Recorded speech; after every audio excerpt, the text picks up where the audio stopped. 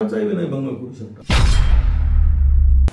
मारहाण झाली होती आणि आमदारांनी एअर होस्टेसचा विनयभंग देखील केला होता असा आरोप जो आहे तो असीम सरोदे यांनी केला आहे। असेल ना, पुरावा असल्याशिवाय कोण बोलतो?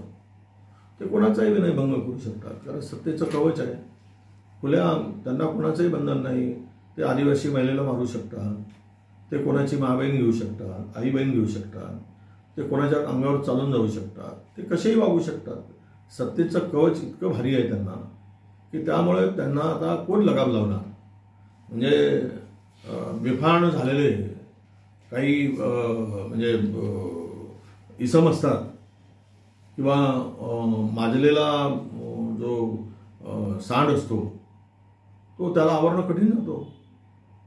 तशीच परिस्थिती आता आहे राज्यातली।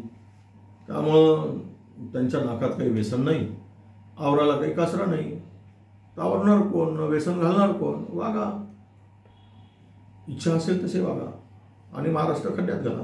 हो, वंचित झालं नाही आणि त्याचा परिणाम महाविकास आघाडीच्या जागा वाटपावर होतो अशी चर्चा।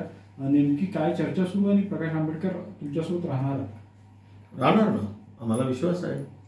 पुरोगामी विचाराची आणि वैचारिक व्यासपीठ असलेली माणसं सोबत राहावे आणि त्यासाठी आमचे प्रयत्न अजूनही आहेत।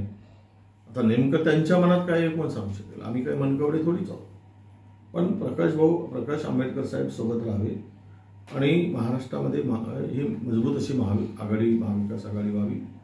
मनात लोकांच्या ज्या आहेत या सरकारच्या विरोधातल्या ती एक ताकद एकवटावी आणि महाराष्ट्राला चांगले दिवस यावे।